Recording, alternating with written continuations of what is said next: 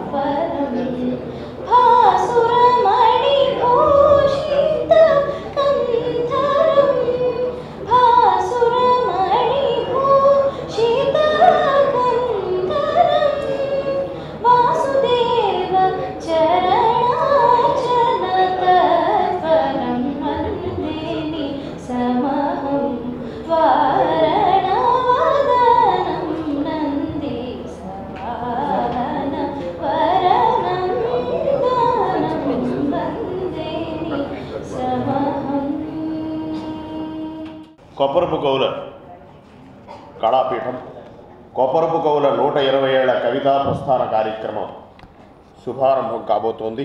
కార్యక్రమానికి ముఖ్య అతిథిగా సుసంపన్నం చేయడానికి సుప్రసిద్ధ సంపాదకులు ప్రెస్ అకాడమీ పూర్వాధ్యక్షులు సుస్వాగతం.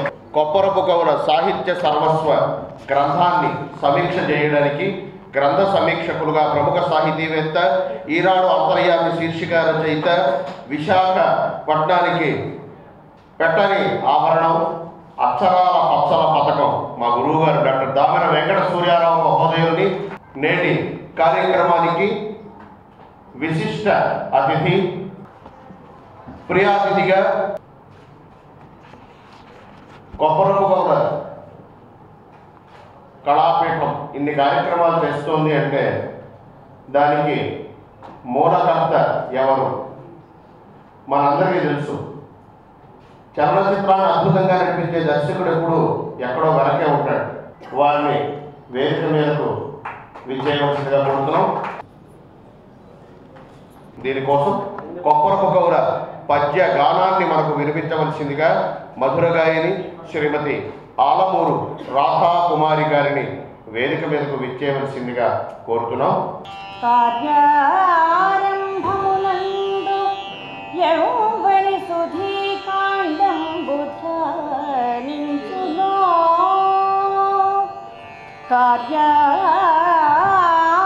కార్యారంభములందు యౌవని సుధీకాండంబు ధ్యానించునో ఆర్యాదేవియో శంకరుండెవని పుత్రాపేక్షతో చూచిరో ఆర్యుల్ మెచ్చగా ఎవ్వడత్యధిక విద్యాపూర్ణుడయ్యొప్పే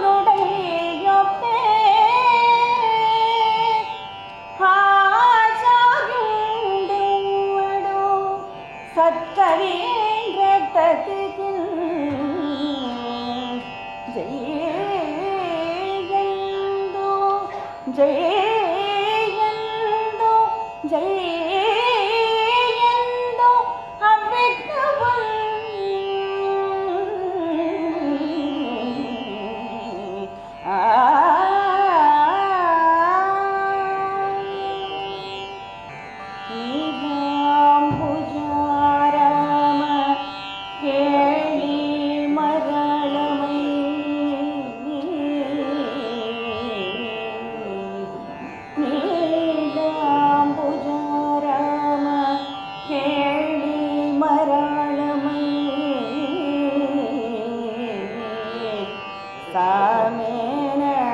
శంకర స్వామి వెలయ పవలు రాత్రి సేయు భద్రతాటంకముల్ దయహాసరుచి ధగ ధగ వెలుగా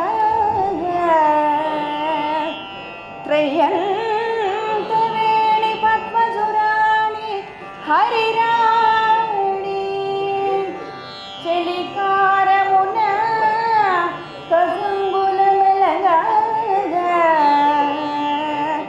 చెంగేలి రాచేత క్రీడార్థమెసరేగి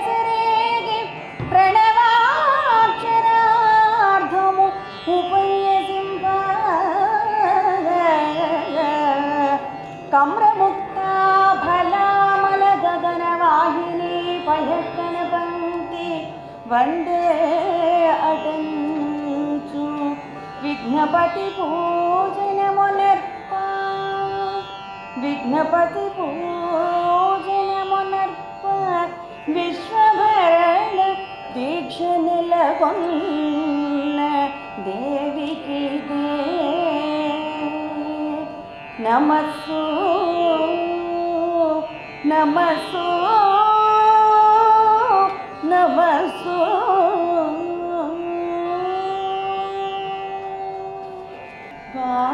వాణీనాయకు సర్వలోకరచనావశ్యాత్ము ప్రార్థించి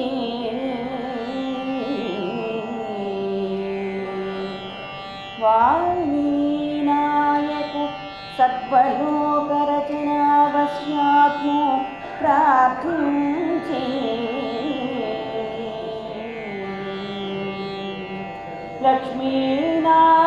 లక్ష్మీనాళికదృగాప్తు రక్షణకళాస్తేతు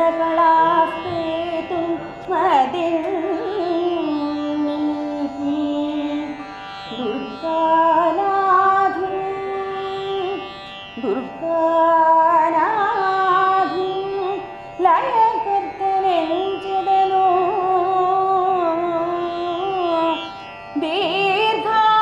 దీర్ఘాయుర్యశోభూత హత్యానందమునంద గోరి సువచో వ్యాపార పారిణతం సువచో వ్యాపార పారిణతం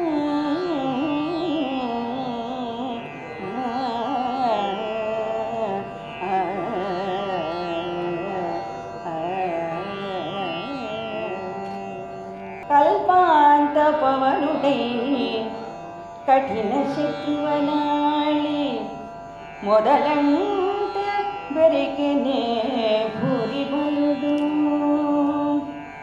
కల్పాంత పవనుడై కఠిన శత్రువనాళి మొదలంట బెరికెనే భూరి బలుడు పంచాస్యవక్రుడై ప్రకటారి గజముల వదిలించనే లోకవందితుండు క్రోడాసుడై విషత్కుటిల ముస్తాకోటి భక్షించనే మహద్భాసురుండు గంధర్వవదనుడై గణ్యంబులం చిత్రకార్యముల్ తీర్చనే కమ్రయశోడు పద్మలోచనుడై బాల పద్మబంధు కోటి రుచులని సంగనే గురుగుణాఖ్యుండు అట్టి శ్రీ హనుమంతు దయాని శాంతు అట్టి శ్రీ హనుమంతు దయాని శాంతు శాస్త్రవకృతాంతు ప్రతిదాంతు సంస్మరింతు సంస్మరింతు భాసుర సుమపత్రఫలలతా వృక్షసుందరతర ఆరామ బృందములు గల్గి భాసుర సుమపత్రఫలలతా వృక్షసుందరతర ఆరామ బృందములు గల్గి ముక్కారు పంటలు మిక్కిలి పండించు జీవనదీనద శ్రేణి గల్గి అమిత భాగ్యోన్నతుల మరించు మణి హేమ రజతాది లోహకరములు గల్గి నిఖిల మహాయంత్ర నిర్మాణ శాస్త్రోపదేశ దివ్య గ్రంథరాశి గల్గి వీర జనని సతీ పుత్ర వితతి గల్గి పొలుపు మీరు భవత్పుణ్యభూమి ఈతి బాధలుందకయుండ ప్రోవంగదమ్మ భద్ర కరుణా గుణోపేత భరతమాత భద్ర కరుణా గుణోపేత భరతమాత భరతమాత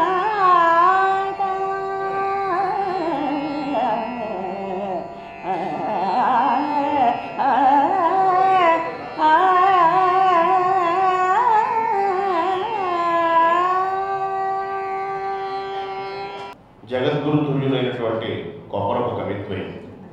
సేంద్రియ ఆకర్షణ ఏమిటి అంటే వారి పద్యాలు. స్వరేంద్రియ ఆకర్షణ ఏమిటి అంటే ఆలమూరు రాధాకుమారి గారి గానం. ఎదురు చూస్తున్న మరొక ఆసక్తికర అంశం ఆచక్షోపన్యాసం. మాన్య మహోదయ Sakshi media group editorial director Shri K Ramachandramurthy గారి అధ్యక్షోపన్యాసాన్ని అందించవలసిందిగా వారిని ప్రార్థిస్తున్నాం. పూజ్యులు పుత్తూరు వెంకటేశ్వర గారికి, మిత్రుడు సుధా లక్ష్మణ్ గారికి, మాచరం గారికి,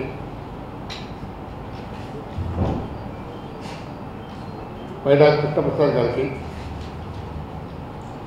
నటరాజు బాలసుందర్ గారికి, నృసింహచంద్ర గారికి, సభలో ఉన్న పెద్దలందరికీ, డాక్టర్ డివి సూర్యరావు గారికి, ముఖ్యంగా రంగ సమీక్షకులు మనందరికీ కూడా నమస్కారం. ఆ రోజుల్లో రెండు అద్భుతాలు, రెండు అదృష్టాలు నాకు. ఈ రెండింటిలో కూడా నాకు మా శర్మ గారికి ప్రమేయం ఉంది. ఆ రోజుల వ్యవధిలో రెండు ఉద్గ్రంథాలు, బృహద్గ్రంథాలు విడుదల. ఆ రోజుల క్రితం హైదరాబాద్లో వెల్లపూడి మార్తీరావు గారు ఆధ్వర్యంలో 100 ఏళ్ల కథకు వందనాలు అనే ఒక బృహత్ గ్రంథాన్ని ఆవిష్కరించుకున్నాం. ఈరోజు మా శర్మ గారి దర్శకత్వంలో గొప్పరపు కవుల సాహిత్య సర్వస్వాన్ని అందినంత మేరకు ఒక పెద్ద పుస్తకంగా రచించుకుని ఆవిష్కరిస్తున్నాం. ఈ రెండు గొప్ప కార్యక్రమాల్లో పాల్గొనే అవకాశం వచ్చినందుకు నేను నా జన్మ ధన్యమైందని అనుకుంటున్నాను. చాలా కాలంగా వెనుకబడిపోతోంది, అడుగంటిపోతోంది అనే ఆందోళన ఈ ఆంధ్ర ప్రాంతంలో సామల్ రమేష్ బాబు గారు, అక్కడ మా వల్లాచారి గారు, ఇతర మిత్రులు చాలా సభలు పెట్టి ఉద్ఘాటనలు చేసి హెచ్చరికలు చేస్తూ వస్తున్నారు. కానీ ఈ రెండు సమావేశాలు చూసిన వాళ్ళకి తెలుగు వర్ధిల్లుతోంది, వైభవంగా ఉంది అని అనిపిస్తుంది. ఈ తెలుగుని పాఠశాలల్లో, కళాశాలల్లో తప్పనిసరిగా ఒక పాఠ్యాంశం చేయాలని ఒక ఉద్యమం నడుస్తుంది. 1వ తరగతి నుంచి 10వ తరగతి వరకు, వీలైతే ఇంటర్మీడియట్ వరకు తెలంగాణలో ముఖ్యమంత్రి స్వయంగా తెలుగు భాషాభిమాని, తెలుగులో అద్భుతంగా మాట్లాడే వక్త. ఆయన తెలుగు పట్ల ప్రత్యేకమైన అభిమానం ఉంది కాబట్టి ఆయన ఇంటర్మీడియట్ వరకు తెలుగు పెట్టాలి, తెలుగు ఒక సబ్జెక్టుగా పెట్టాలి అని ఒక దాన్ని తెలుగు మాధ్యమం అనకుండా తెలుగు మాధ్యమం అంటే ఇవాళ రేపు ఎవరు ఒప్పుకోట్ల. ఆదాయం తక్కువ ఉన్న వాళ్ళు కూడా సర్వస్వం వడ్డీ తమ పిల్లల్ని ఇంగ్లీష్ మీడియం స్కూల్స్కే పంపిస్తున్నారు. ఇంగ్లీష్ ఉంటే తప్ప భవిష్యత్తు లేదు, ఇంగ్లీష్ ఉంటే తప్ప ఉద్యోగాలు లేవు అనే ఒక అవగాహనతో, అది అపోహ కాదు, అది వాస్తవం. తెలుగు బాగా వచ్చిన వాళ్ళకి ఇంగ్లీష్ కూడా వస్తుంది. అట్లా ఆంధ్రప్రదేశ్లో కూడా తెలుగుని ఒక తప్పనిసరి సబ్జెక్టుగా ఇంటర్మీడియట్ వరకు పెడితే బాగుంటుంది. అది ప్రభుత్వాలు చేస్తాయని మనం ఎదురు చూస్తూ ఉంటే ఆ పనులు కావు. పౌర సమాజమే దీన్ని ఉద్యమించాలి. దీనికోసం ఇప్పుడు మన ఆంధ్రప్రదేశ్లో 2 గ్రంథాల గురించి మాట్లాడాము. ఈ 2 గ్రంథాలు ప్రభుత్వ లైబ్రరీలో కొంటారా, అవి ఉంటాయా అనేది సమస్య. అంటే మనం పట్టించుకోవాలి. కేరళలో అయితే సమాజం పట్టించుకుంటుంది, తమిళనాడులో ప్రజలు ప్రశ్నిస్తారు. మనం ప్రశ్నించకపోతే ప్రశ్నించని సమాజానికి నిష్కృతి ఉండదు. మనం అడగటలేదు, మన లైబ్రరీలో పుస్తకాలు ఎందుకు కొంటలేదు, గత 4 ఏళ్ళుగా ఎన్ని పుస్తకాలు కొన్నారు,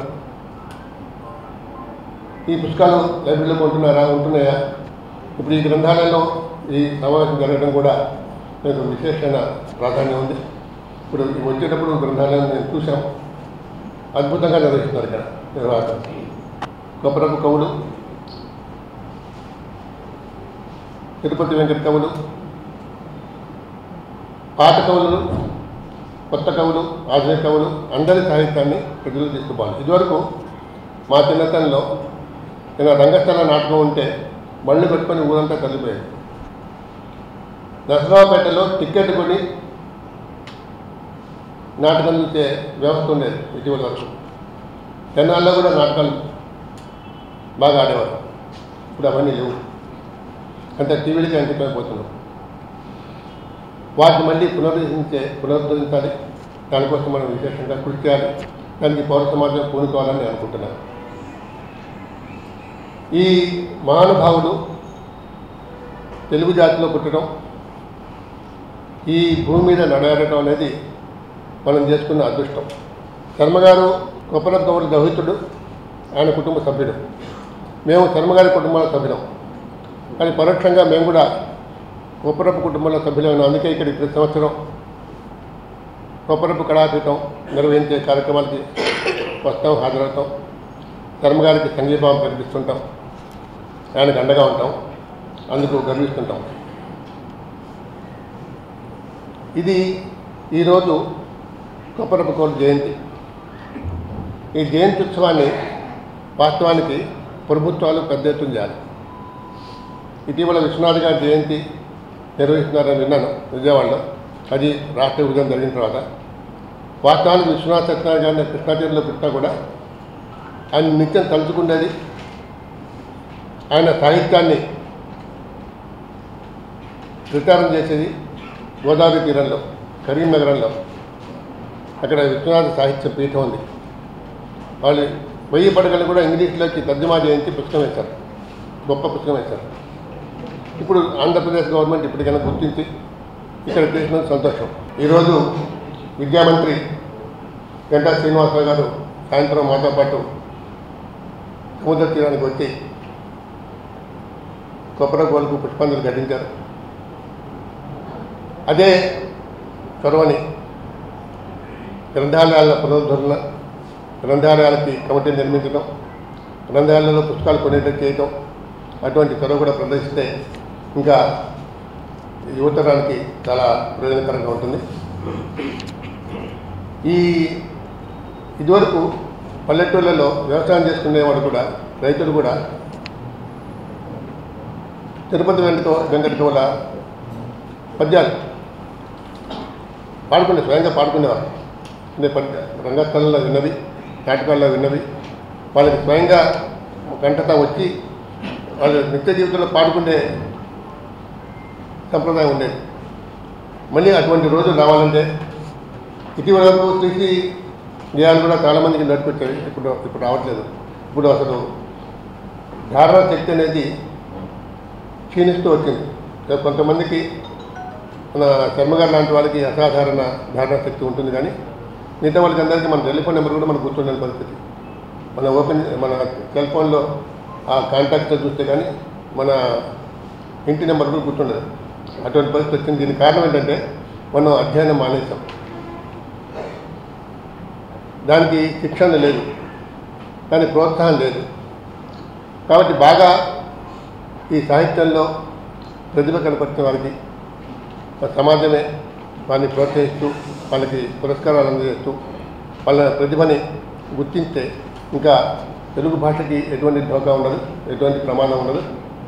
ఇటువంటి ఈ సాహిత్య పురస్కారాలు లేకపోతే ఈ జయంతి ఉత్సవాలు లేకపోతే స్మారకోపన్యాసాలు చాలామంది ఎంతో వందల కోట్లు సంపాదించి పెట్టి పోయిన మహానుభావులు ఉన్నారు. వాళ్ళ పిల్లలకి మాత్రం స్మారకోపన్యాసం నిర్వహించాలన్న జ్ఞానం కూడా ఉండదు. అటువంటి వాళ్ళు మన రాష్ట్రంలో కూడా చాలామంది ఉన్నారు, 2 రాష్ట్రాల్లో. అది ఇటువంటి సందర్భాన్ని పురస్కరించుకొని తెలుగు సాహిత్యాన్ని ప్రోత్సహించే ప్రయత్నం చేయాలి. దీనికి సమాజమే ముందుకు రావాలి. ఇప్పుడు ఈ సభలో ఉన్న వాళ్ళందరూ చాలామంది పెద్దవాళ్ళు ఉన్నారు. మీరందరూ కూడా దీన్ని నిజం చేయడానికి చదువు తీసుకుంటారని నేను కోరుకుంటున్నా. ఇటువంటి కార్యక్రమాన్ని ఏర్పాటు చేసి అద్భుతంగా నిర్వహిస్తున్న మా శర్మ గారికి మరోసారి అభినందన తెలియజేస్తూ ధన్యవాదాలు. మాన్య మహోదయ మా శర్మ గారి అభిభాషణ.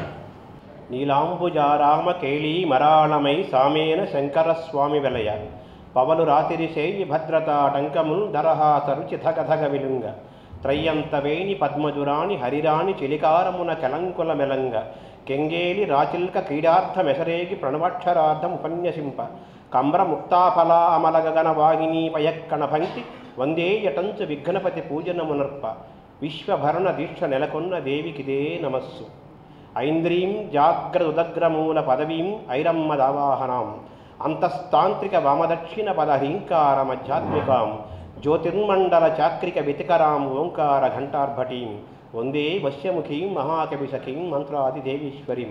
సభకు నమస్కారం. కొప్పరపకోల కవితా ప్రస్థానం ప్రారంభమై ఇప్పటికీ 120 ఏళ్ళైంది. 1897లో కొప్పరపకోవలో పెద్దవారైన వెంకట సుబ్బరాయ కవి గారు తన 12వ ఏట నరసరావుపేట పాతూరు ఆంజనేయ స్వామి దేవాలయంలో మొట్టమొదటిగా అష్టావధానం చేశారు. సుబ్బరాయ కవి గారు, వెంకటరమణ కవి ఇద్దరు కొప్పరపు సోదర కవులుగా ఆంధ్రదేశంలో అవధాన సాహిత్యంలో ఆసు కవిత్వంలో జగద్విఖ్యాతం. సుబ్బరాయ కవి గారు 8వ ఏటనే శతకాలు అల్లారు, 12వ ఏటనే అష్టావధానం చేశారు, 16 ఏళ్ళు నిండకముందే శతావధానం చేశారు, 20 ఏళ్ళు రాకముందే గడియకు అంటే 24 నిమిషాలకు 300 పద్యాల వేగంతో కావ్యాలు ఆసుగా చెప్పారు. ఇది వెంకట సుబ్బరాయ కవి జయంతి. ఈరోజు కొప్పరపకోవల కవితా ప్రస్థానానికి 120 ఏళ్ళు పూర్తయిన సందర్భము. కొప్పరపకోవలు 1916కే కొన్ని 3 లక్షల పద్యాలను చెప్పినట్టుగా రాజా మంత్రిపాడు భుజంగరావు బహద్దూరు తాను రాసిన ఆధునిక కవిజీతంలో రాశారు. తర్వాత 11 ఏళ్ల పాటు కొప్పరపు సోదర కవులు వాళ్ళ అనంత కవితాయాత్ర సాగించారు. ఎన్ని లక్షల పద్యాలు చెప్పారో వారికే తెలుసు, వానికే తెలుసు. లక్షలు కోట్లు అంటే నిరంతరము ఉచ్ఛ్వాస నిశ్వాసలే కవిత్వముగా కలిగిన వారికి మనం లక్షలు కోట్లను లెక్క పెట్టలేము. వారి జీవితం అంతా వాళ్ళ జీవితమే అనంతంగా కవితా యాత్రగానే సాగింది. పలికిన పలుకులన్నీయును పద్యములయ్యడు ఏమి చెప్పుతుంటారు వేటూరి ప్రభాకర శాస్త్రి గారి కొప్పరపకోవల కోసం.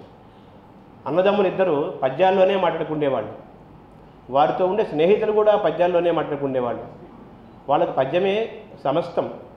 తెలుగువాడి ఆస్తి పద్యం, తెలుగువాడి సంతకం అవధానం.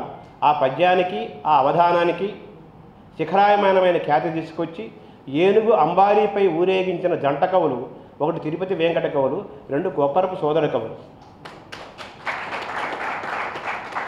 ఇందాక రామచంద్రమూర్తి గారు చెప్పినట్టుగా పల్లెటూర్లలో గేదెను కాచుకుంటే ఒక పామరుడు కూడా పద్యాన్ని చదివే సంస్కృతి మన తెలుగు నేలపైన ఉండేది. చెల్లియో చెల్లకో పద్యం, జెండాపై కబిరాజు లాంటి పద్యాలు రాని తెలుగువాడు తెలుగు నేలపై మొన్నటి వరకు లేడు. ప్రబంధాలలో రాజాస్థానాలలో ఉన్న పద్యాన్ని పామరులకు తెలుగువాడికి దగ్గరకు చేసిన ప్రక్రియలు ఒకటి అవధానం, రెండు పద్యనాటకం. ఈ రెండిట్లో తిరుపతి వెంకట కవులు, కొప్పరపు కవులు ఇద్దరు ప్రఖ్యాతులు.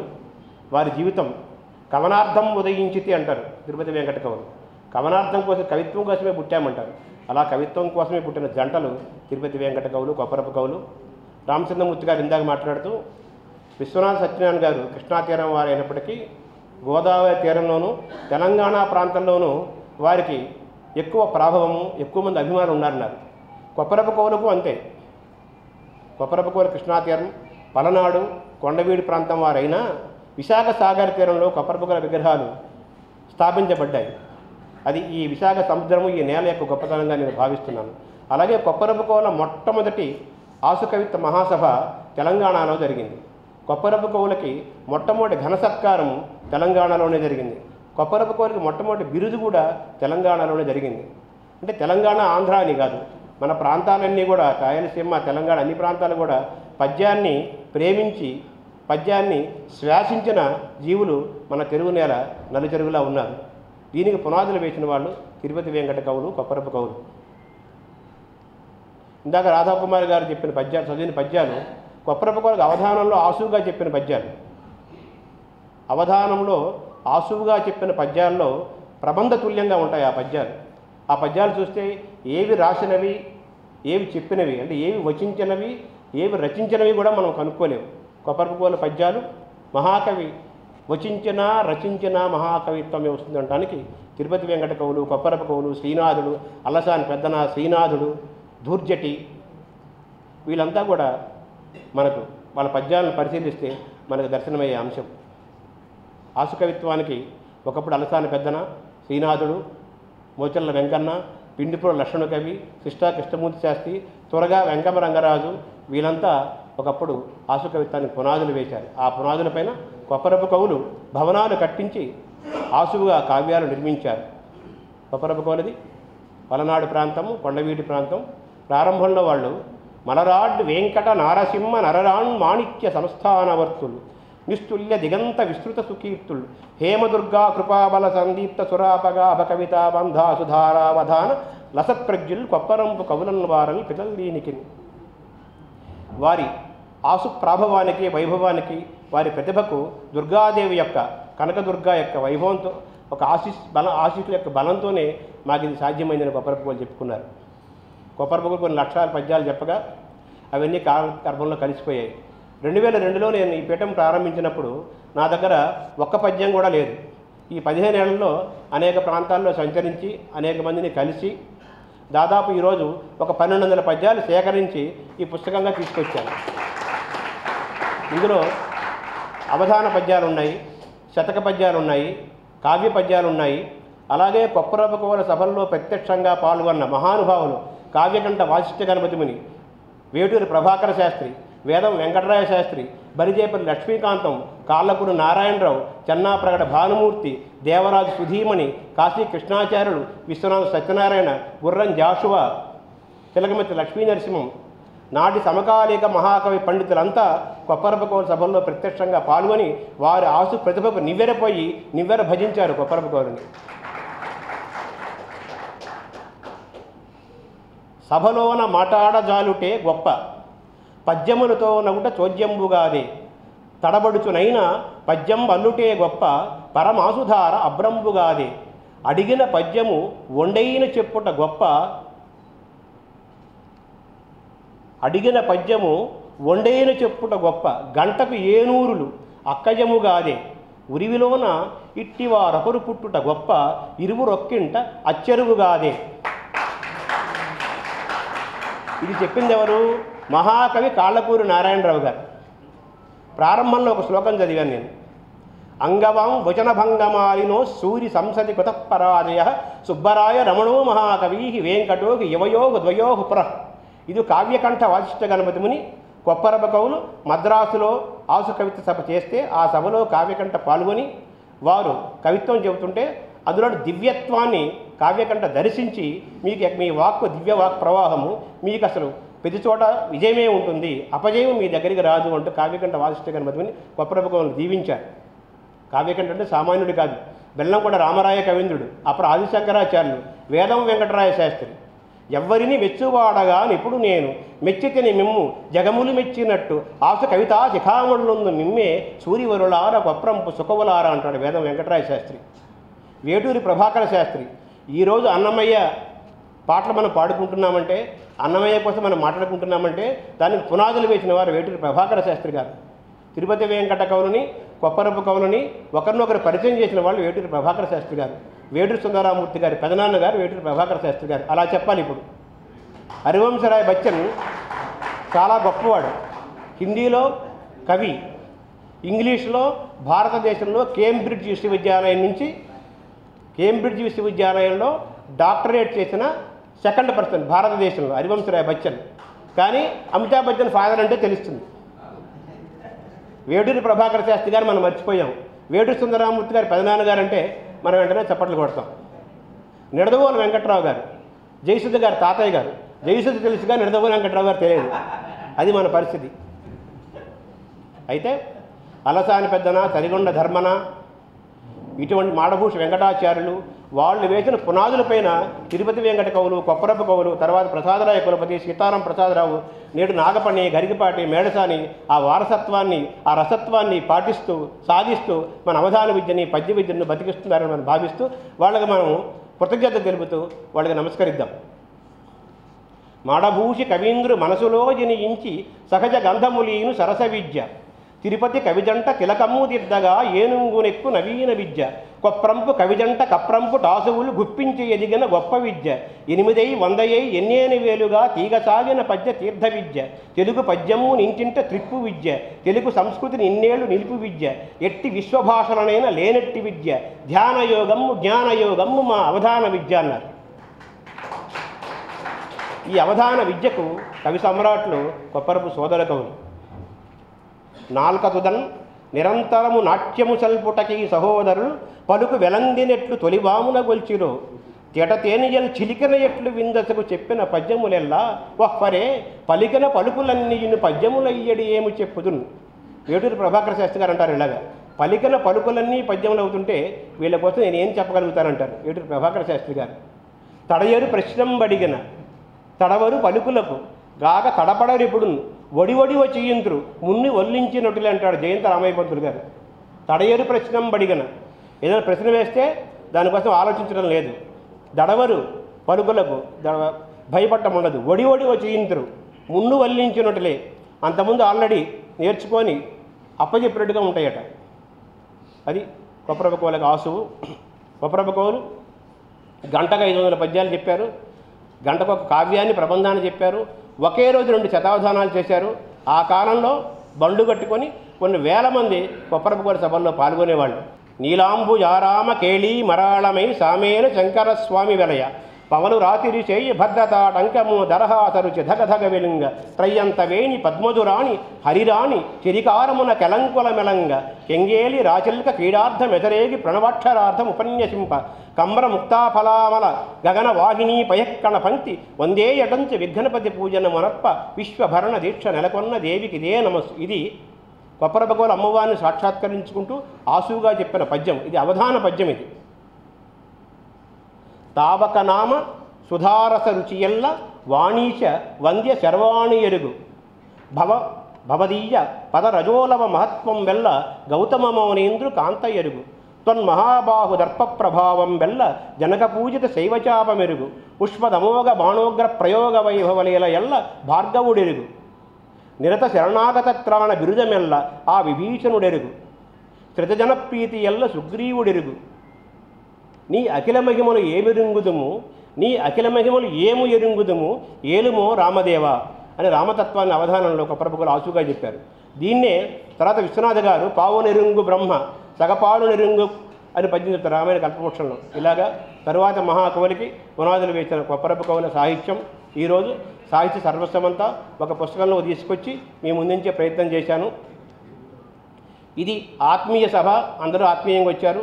కొత్తూరు వెంకటేశ్వరరావు గారికి మా కుటుంబానికి ఎన్నో ఏళ్ళ అనుబంధం ఉంది. రామచంద్రమూర్తి గారు నాకు జర్నలిజంలో గురువు.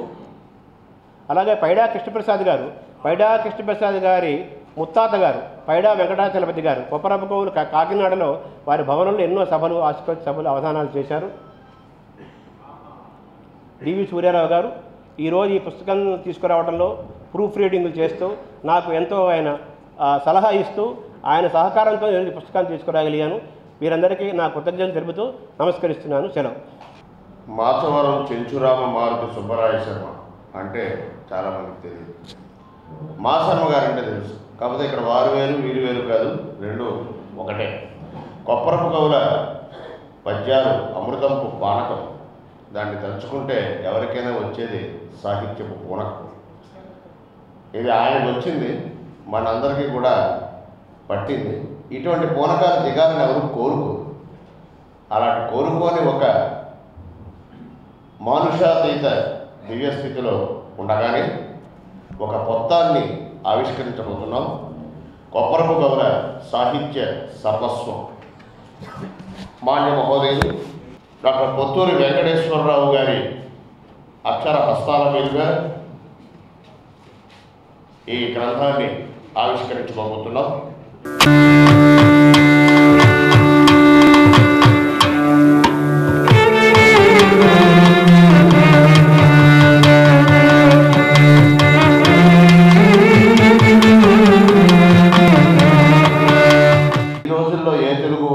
అనుకోడు కాబట్టి పుస్తకానికి ఒక వేళ నిర్ణయించడం సహజం. కానీ ఈ గ్రంథాన్ని మనం ఆలోచిస్తే ఇది పుస్తకంకో వేళ కాదు, ఈ పుస్తకం ఓ కోవెల. అది కొప్పరపు కవుల సాహిత్య సరస్వతి విగ్రహం అందులో ప్రతిష్ఠించబడింది. కాబట్టి శుభావిష్కరణ జరిగింది. మరి బాల రసాల సాలమిది ఇక పాలిపాలిటి అమరసాలము అన్నట్టుగా ఆ రసావిష్కరణ తాను చేసి మనకి పంచడానికి మాన్య మహోదయులు డాక్టర్ దామెర వెంకట సూర్యారావు గారు సంసిద్ధంగా ఉన్నారు. ఈ గ్రంథాన్ని రసావిష్కృతి చేయవలసిందిగా సంప్రార్థిస్తున్నాం. కొప్పరపు కవులు ఆశ కవిత్వం, అవధాన కవిత్వం, గ్రంథరచన ఇవన్నీ వెలసి ఇవాళ కొప్పరపుల సాహిత్య సర్వస్వంగా ఒక అపూర్వమైన గ్రంథం ఇప్పుడు ఆవిష్కృతమైంది. ఇది పద్యం. అవధానాలు అప్పుడప్పుడు చదువుతుంటే మనకు తెలుసు.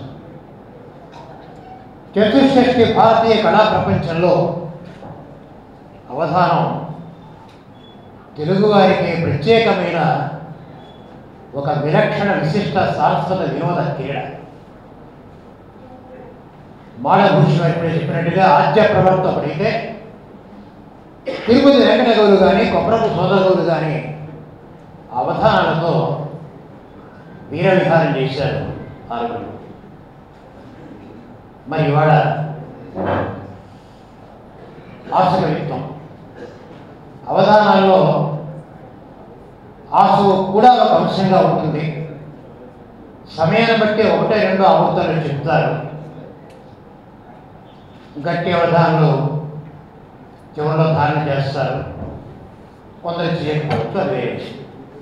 కానీ ఇవాళ ఆశ కవిత ప్రదర్శన ఇక్కడ లేవు, అవధానాలు ఉన్నాయి. గంటకు 500 పద్యాలు ఇతిప్రాస నిబద్ధమైనటువంటి సలక్షణమైన ఛందస్సులో పద్యం చెప్పడం.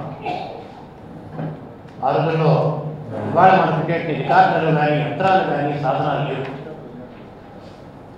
ఉంటే ఏ కంప్యూటర్ అందుకున్నంత వేగంగా చెప్తారు. ప్రపంచంలోనే అంత వేగంగా లక్షణబద్ధమైనటువంటి ఒక ప్రక్రియ పద్యం చెప్పడం అనేది కొప్పరపు కవులకు మాత్రమే చెంది ప్రపంచం. ఈ ఆశకవిత్వం వారు అతి మానుషమైన ప్రజ్ఞ. ఈ పుస్తకంలో అది కూడా ఒక అంశం. విశ్వనాథ సత్యనారాయణ గారు ఒక మాట చెప్పారు. తెలుగు వాళ్ళలో ముగ్గురు దైవాంశ సంభూతులు ఉన్నారు. ఒకరు ఆదిపట్ల నారాయణదాస్ గారు, ఒకరు కొప్పరం సోదర కవులు, ఒకరు కోడి రామ్మూర్తి. ఆ వ్యాఖ్య చాలు, ఆ అభినందన చాలు, ఆ ప్రశంస చాలు.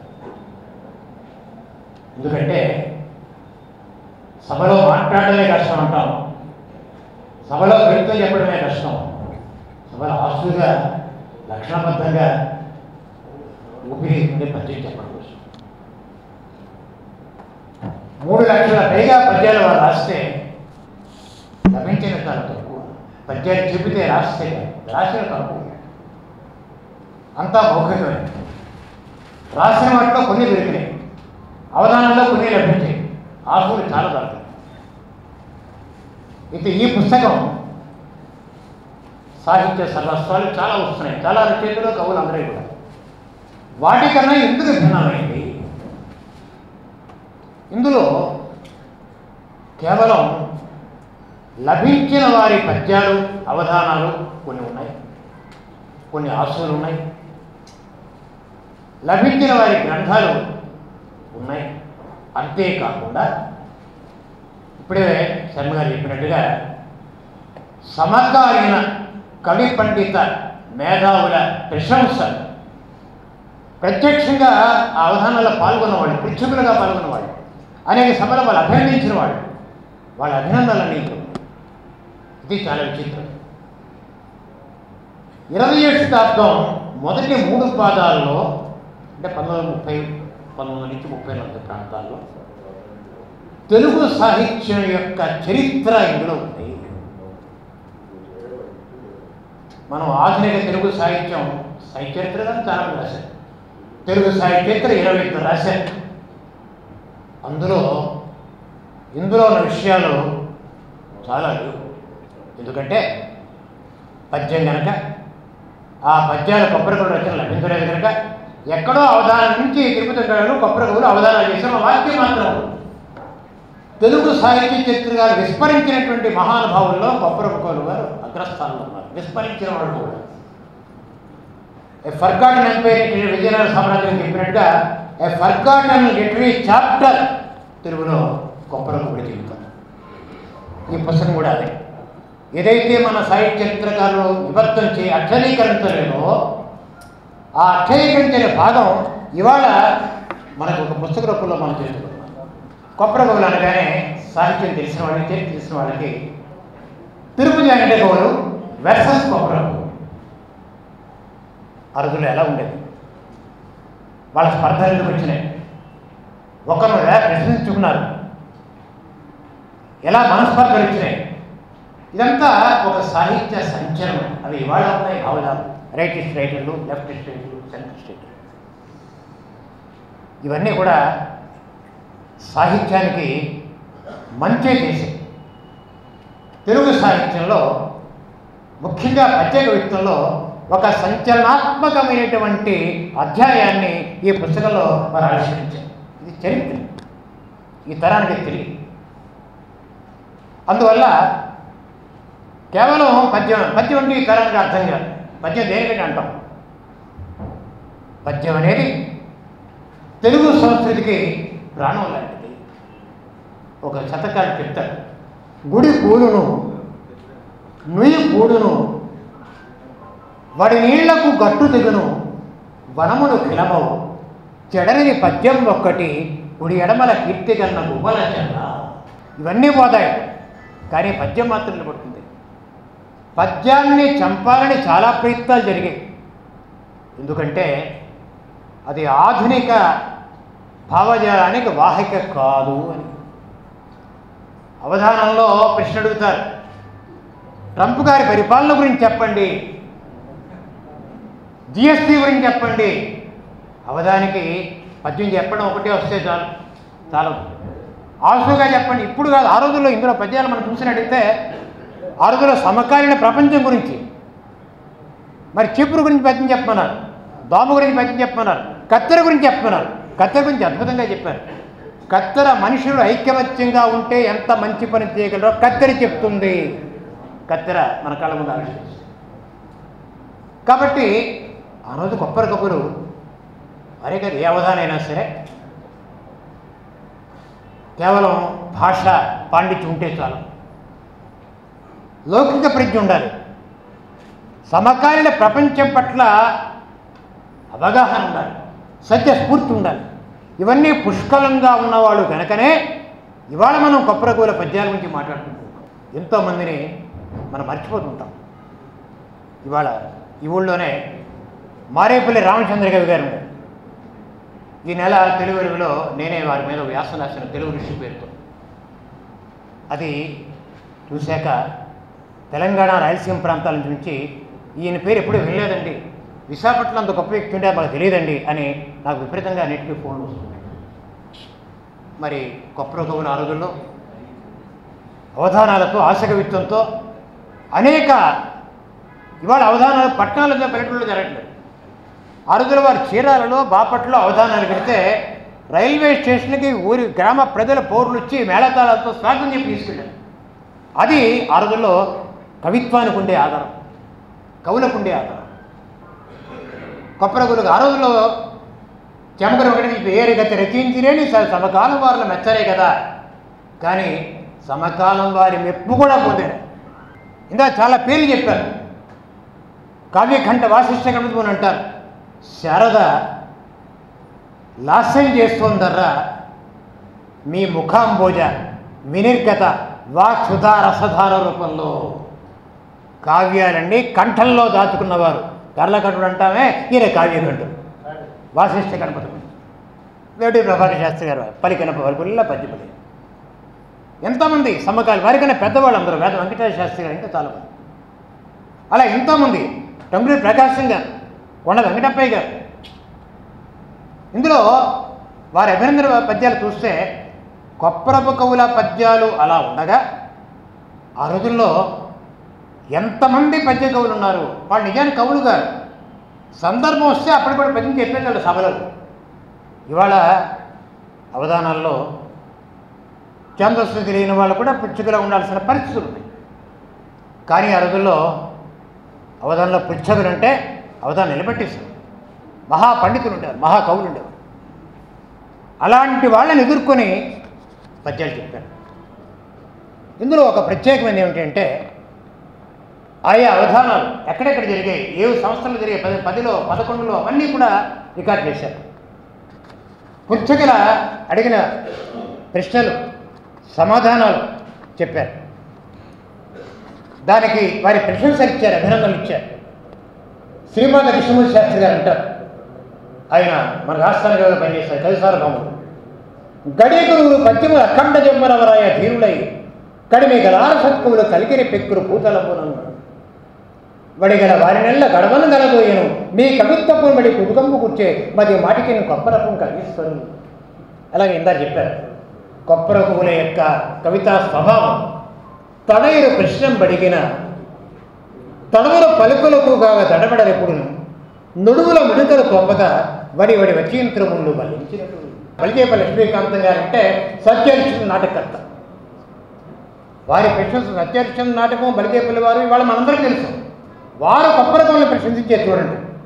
సార విస్తార కవితా ప్రశస్తులారా, ప్రతిత వ్యాసకవి చక్రవర్తులారా, సోదర కవీంద్రులారా, వాక్సూరులారా, భవ్య గుణులారా, మీకు ఏ స్వాగతము. ఇలా ఎంతోమంది వారిని ప్రశంసించినటువంటి పద్యాలు ఉన్నాయి. వారి ఆశకవిత్వం ఉంది, వారి అవధానాలు ఉన్నాయి. మరి ఒక్కొక్క అవధానం యొక్క సమీక్షలు ఉన్నాయి, అవధాన పీఠికలు ఉన్నాయి. ఒక అవధానంలో ఒక పిచ్చకుడు కానుకరుడు త్రివిక్రమ రామారావు గారు, కుర్తాళం పీఠాధిపతి విశ్వనాథ సత్యనారాయణ గారి గురువు గారు. ఆయన ఇచ్చిన సమస్య ఉత్పలమాలలో పద్యం ఇచ్చి కందంలో పద్యం చెప్పండి. అంటే ఉత్పలాల పద్యాన్ని కందంలో 2 పాదాలు ఇరికించారు. కామిని పాతరూపురము కంకుని మ్రోగదు హేతువేమిటో. కాళి అందే శ్రీ కాళి అందే ఎందుకు మోగడం లేదు? తన జానకృత్య మిత్రులు గనకుండా పటపు చుట్టే కళ్ళకిప్పుడు కామిని పాతరూపురము కంకుని మ్రోగదు హేతువేమోపోయినడేలా. తన జారత్వం కాళిని మోగితే తెలిసిపోతుంది కదా, అందుకు ఆమె జారిని. అందుకు ఆ అందకి ఓ వస్త్రం కట్టేసుకుంది, అందుకని శబ్దం రావడం లేదు అని చమత్కారంగా ఉత్పలమాల పద్యపాదాన్ని కంబంలో 2 చరణాలు ఇమిడ్చి మిగతా 2 పదాలు స్వర్ణంగా చెప్పారు. అది వారి చమత్కారం. అలాగా ఎన్నో మత్తు అంటే చాలా అవధానాలు గూడెం లక్ష్మీనారాయణ గారు, అరదులో కొత్త భావే చౌదరి గారు, ఇలా వీళ్ళందరూ కూడా పృచ్ఛకులుగా ఆ వెనకటి తరం వాళ్ళు పృచ్ఛకులుగా ఉండి ఈ తరానికి అందించారు. బాగా ముట్టుకుంటే కాగితం చిరిగిపోతుందా అన్నటువంటి రూపంలో ఉన్నటువంటి కాగితాలు ఇస్తే అవన్నీ కూడా ఇవాళ అతురుపులు వచ్చాయి. ఒకనాడు తాళపత్ర గ్రంథాలని అచ్చివేసి పుస్తకాల లోపల మనకు బ్రౌన్ అందించే సాహితీ సేవ చేశాడని చెప్పాం. అలాగా ఎంతోమంది బ్రౌన్లు మన కళ్ళ ముందున్న ఈ బ్రౌన్ రూపంలో ఇవాళ ఈ సంకలనం తీసుకొచ్చారు. అలాగే కేవలం కవులు, పండితులు, అధ్యాత్మోపాధ్యాయులు కాదు, న్యాయవాదులు, వైద్యులు, రాజకీయవాదులు, అరదులు అందరికీ పద్యం వచ్చేదండి. వాళ్ళ అదృష్టం. ఇవాళ మద్యం అంటే మనం ఏదో అనుకుంటాం కానీ అరదులు అందరూ కూడా పద్యాలను మాట్లాడి పద్యాలు అవధానంకి వస్తే ప్రతివాడు పద్యం చెప్పేవాడు. అలాంటి వాళ్ళ అవధాన పద్యాలన్నీ కూడా ఇందులో ఉన్నాయి. తర్వాత మరి వారు రాసినటువంటి గ్రంథాల్లో 3 దొరికాయి. ఒకటి దైవ సంకల్పం. ఏ ప్రాచీన కవుల కావ్యాలకి కూడా తక్కువ కాని స్థితి కలిగినటువంటి కావ్యం. కవుల జీవితంలో జరిగిన ఒక సంఘటన. ఏరూరులో ఒక కార్యక్రమానికి అక్కడి జమీందారు గారు పిలిస్తే తీరా అక్కడికి వెళ్ళేక వారికి అనారోగ్యం అయితే ఆ తర్వాత వైద్యుడు, చికిత్స, ఆరోగ్యం చేకూరుడు కదా. ఆ చిన్న సంఘటన ఆధారంగా అద్భుతమైన రసనిర్భర కావ్య నిర్మాణం. ఆ పుస్తకానికి శిలాగి రఘునాథ శర్మ గారు చక్కని వ్యాఖ్యానం చేశారు. మాడుగుల రామఫణి శర్మ గారు సమీక్ష వ్యాఖ్యానం చేశారు. ఆ ఒక్క పుస్తకం మీద ఒక సిద్ధాంత వ్యాసం సమర్పించదగినటువంటి అంశం, శక్తి ఉన్నటువంటి గ్రంథం దైవ సంకల్పం. అలాగే తర్వాత వారు సాత్వి మహాత్మ్యం అనే గ్రంథం. దురదృష్టం అది అసమగ్రంగా అనిపించింది. అందులో అంకిత పద్యాలే 145 పద్యాలున్నాయి. జాగర్లమూడి కుప్పస్వామి చౌదరి గారి తల్లి రంగమ్మ గారికి అంకితం చేస్తూ ఆ కుటుంబం గురించి, కుటుంబ దాత్వం గురించి, కుటుంబం యొక్క చరిత్ర గురించి 145 పద్యాలు. మరి అంత 145 పద్యాలు అంకిత పద్యాలు ఉంటే మరి అది నాటకం దృష్టి కాదు. అది ఎంత పద్యం ఉంటుంది కానీ 3 అంకాలు దొరికినాయి. సంభాషణ పోయినాయి, మధ్యలో పద్యాలు పోయినాయి. అటువంటిది ఆ సాధ్వి మహత్యం ఏంటంటే భాగవత ఉత్తరామ చరిత్ర, తిక్క నివృత్తోత్తరామాయణం, కంకంటి పాపరాజు గారి ఉత్తరామాయణం, ఇటువంటి కావ్యాలు ఉండేటువంటి సీతాపరిత్యాగ వృత్తాంతం ఏదైతే ఉన్నదో దాన్ని తీసుకొని రాశారు. ఆ అంకిత పద్యాలు కూడా చాలా మధురంగా ఉంటాయి. కలకలలాడు వెన్నెల వికాసము మమ్మున తండవింపగా వలగున ప్రేమవాక్యముల వాకులను సుధ చెందునట్లు మేంతోగక చేయుచుండు కనుగోయి ప్రసాదము కమ్ము వేళ రా చిరుము వారిలో నిమిడి శేతలలో కనిపించుచుండడు. ఎవరికైతే అంకితం ఇస్తున్నారో వాళ్ళ యొక్క స్వభావాన్ని గురించి, ప్రవృత్తిని గురించి ఎంత హాయిగా మనోజ్యంగా పద్యం చెప్పారు. అది సాధ్వి మహత్యంలో లక్ష్మణుడు రాముడితో చెప్పిన మాటలు, సీతా పరిత్యాగ ఘట్టం చాలా కరుణ రసాత్రమైనటువంటి ఘట్టం ఇది. అందులో జానకి సాధ్వి నిక్కమని సర్వజగంబులు మ్రాయిమోయారు వైశ్వానర మూర్తియన్ గగనవాణియు తాతయ్య తప్పు వేల్పులింపూని వచింపరే విజయహోయన నాడ నరేంద్ర వీటిని వీరుడు కూడినే వివేకము చచ్చినట్లు పూజగను లక్ష్మణుడు ఆగ్రహంతో చెప్తాడు. ఇలాగా ప్రతి పద్యం కూడా ఒక రసనిశ్యం. అలా సాధ్వి మహత్యం. ఇక తెలుగు జాతికి గొప్ప సంపద శతకం. మరే భాషలో కూడా, సంస్కృత ఏ భాషలో కూడా ఇన్ని అద్భుతమైన శతకాలు. వారి బాల్యమిత్రులైనటువంటి సుబ్బరాయుడు నరసరావుపేట, ఆయన మీద సుబ్బరాయ శతకం రాశారు. ఆ సుబ్బరాయ శతకం ప్రతి పద్యం కూడా అద్భుతని, నీతి రత్నాకరం, సూక్తి సుధానిధి ఈ సభ. పాఠశాల విద్యార్థులకు పాఠ్యగ్రంథంగా పెట్టడానికి అన్ని అర్హతలు ఉన్నటువంటి పద్యాలు ఇందులో ఉన్నాయి. ఇందులో వారి చెప్పని అవసరం లేదు.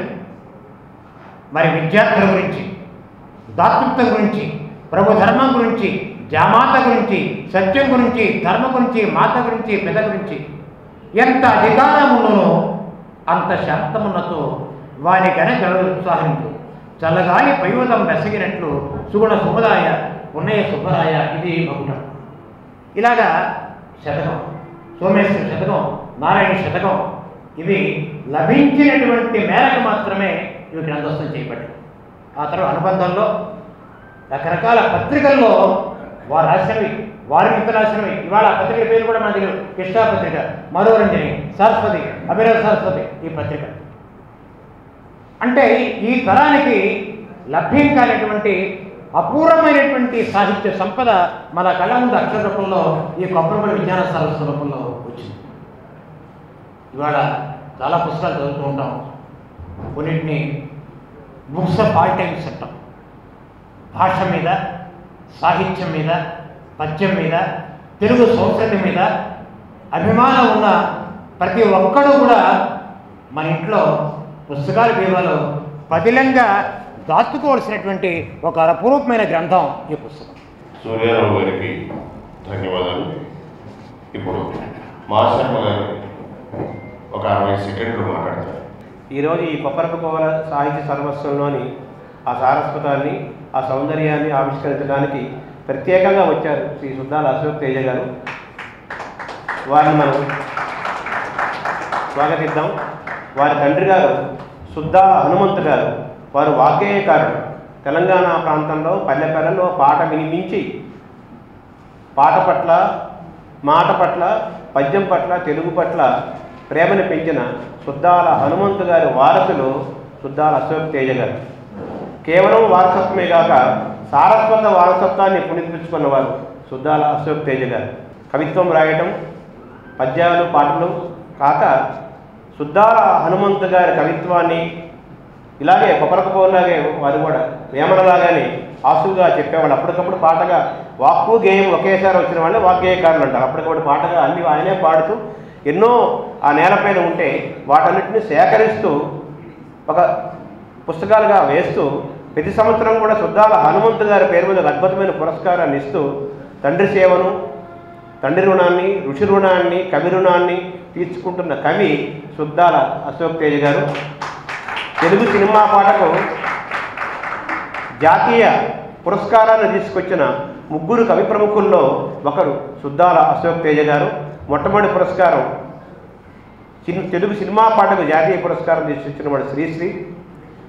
రెండవ కవి వేటూరు సుందరరామూర్తి గారు. మూడవ కవి సుద్దాల అశోక్ తేజ గారు. ఈ ఆధునిక కవి వెరేణి నుంచే పూర్వ మహాపౌరుల కొప్పరపుకోవల సాహిత్య సౌందర్యాన్ని మనం ఆస్వాదిద్దాం. నమస్కారం. నవ్వుకి ఒక వెలుగు అంటే సుద్దాల అశోక్ తేజ గారి పేరు. ఎందుకు నవ్వుకి ఒక వెలుగు అంటే అశోకము అంటే నా శోక, ఎక్కడ శోకము లేదు. శోకము లేనిది ఏమిటి అంటే నవ్వు, తేజం అంటే వెలుగు. కాబట్టి ఆయన చూడండి నిరంతరం కూడా స్వేరాశులై ఉన్నారు. వారి ప్రసంగాన్ని ఆస్వాదించడానికి ముందుగా మరొక అపురూపమైనటువంటి ఉపన్యాస శలాకని మనం అందుకోబోతున్నాం. మాన్య మహోదయులు, ఈనాటి గ్రంథావిష్కర్త, ముఖ్య అతిథి వరేణ్యులు, పత్రికా ప్రపంచ పితామహుడు దగ్గర పొత్తూరు వెంకటేశ్వరరావు గారి ప్రసంగధార. ఈ సభను ఏర్పాటు చేసిన మా శర్మ గారికి, అద్భుతమైన సాహిత్య ప్రసంగం చేసిన సూర్యారావు గారికి, డాక్టర్ సుద్దాల వారికి, శ్రీ పైడా కృష్ణమూర్తి గారికి, కృష్ణప్రసాద్ గారికి, సభలో సమాసీనులైన రసహృదయులందరికీ నమస్కారం. ప్రారంభంలో సౌభాగ్యవతి రాధాకుమారి గారు పద్యాలు చదివారు. కొప్పరపుకోవి చాలా అద్భుతం అనిపించింది. వారికి వయోవృద్ధుని కనుక ఆశీస్సులు. ఈ కార్యక్రమాన్ని ఏర్పాటు చేసిన మాశర్మ గారి గురించి 2 మాటలు చెప్పాలి.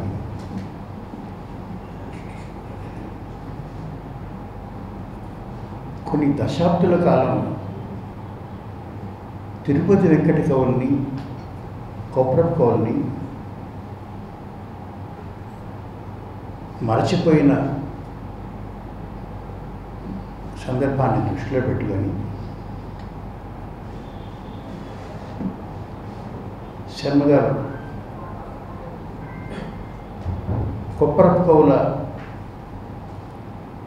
రచనల సంకలనాన్ని ప్రచురించడమే కాక సందర్భం వచ్చినప్పుడల్లా తిరుపతి వెంకట కవుల గురించి కూడా చెప్తుంటారు.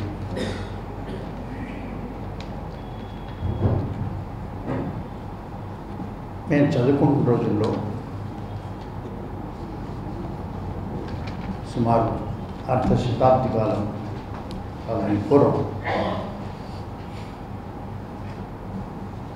తిరుపతి వెంకట కవుల గురించి, కొప్పరపు కవుల గురించి, వారి మధ్య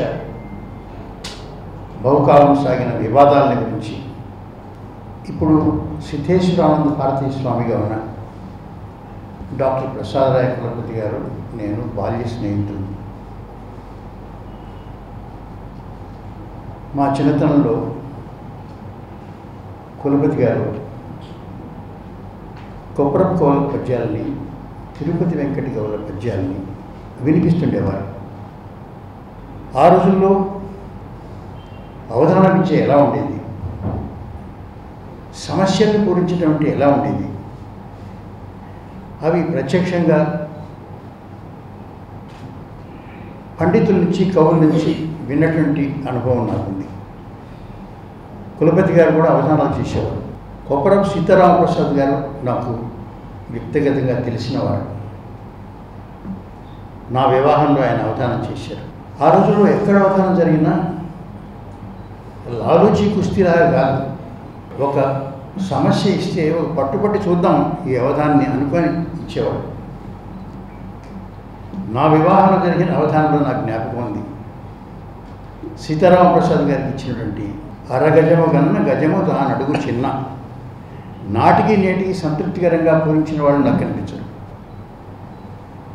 చాలా ఇచ్చిన వారు ఎవరు? కోన వెంకటరాయస్వామి మహాపండితుడు. విశ్వనాథ సత్యనారాయణ గారు అంతటి వారు పృచ్చుగులుగా కూర్చుండేవారు. సమస్య ఇస్తే పూరించడం అంత సులభం కాదు. కులపతి గారికి ఒకసారి పృచ్చుగులుగా సత్యనారాయణ గారు సమస్య ఇచ్చారు, ఆయన పూరించారు. సత్యనారాయణ గారు ఇట్లా తలపై ఊపారు, పర్వాలేదన్నట్టు. దాన్ని అర్థం చేసుకొని కులపతి గారు సత్యనారాయణ గారికి సంతృప్తి కలిగించినట్లేదు, మళ్ళీ పూరిస్తానని మళ్ళీ ఇంకోసారి పూరించారు. సత్యనారాయణ గారికి ఎంత ఆనందం ఇస్తుందంటే లేచి తన మెడలో ఉన్నటువంటి ఆ రోజుల్లో మెడలో వేసుకొని కూర్చుండేవాడు మాలలు, పూలమాలలు. తన మెడలో ఉన్నటువంటి మాలని కులపతి గారి మెడలో వేసి కావలించుకొని బాగుంది బాగుంది అని రసాస్వాదన అట్లా ఉండేది. కొప్పరపు కవులు వారు చేసినటువంటి పూరణలు, వారి సాహిత్యం గ్రంథరూపంగా ఇంతవరకు ఎక్కడ వెలువడలేదు. ఆనోట వినటమే కానీ పుస్తకాల రూపంలో ఎక్కడ రాలేదు. తిరుపతి వెంకట కవుల శిష్యులు శ్రద్ధ తీసుకొని కొన్ని పబ్లిష్ చేశారు. అట్లా కొంత సాహిత్యం, అవధాన సాహిత్యం కొంత దక్కింది. మా మిత్రుడు ఆంధ్రజ్యోతి పూర్వ సంపాదకులు, వారపత్రిక సంపాదకులు పురాణం సుబ్రహ్మణ్య శర్మ కొన్నాళ్ళు సమస్యలు, పూరణలు అది ఒక కాలం కింద పెట్టి ప్రోత్సహించారు. అవధాన విద్య బాగా వచ్చే స్థితిలో ఉన్నటువంటి దశలో పద్యాల పట్ల ప్రజల్లో ఆసక్తి బాగా ఉండేది. ఇంతకుముందు మాట్లాడిన వక్తలు పద్యం ప్రాముఖ్యాన్ని గురించి చెప్పారు. కొప్పరపు కవుల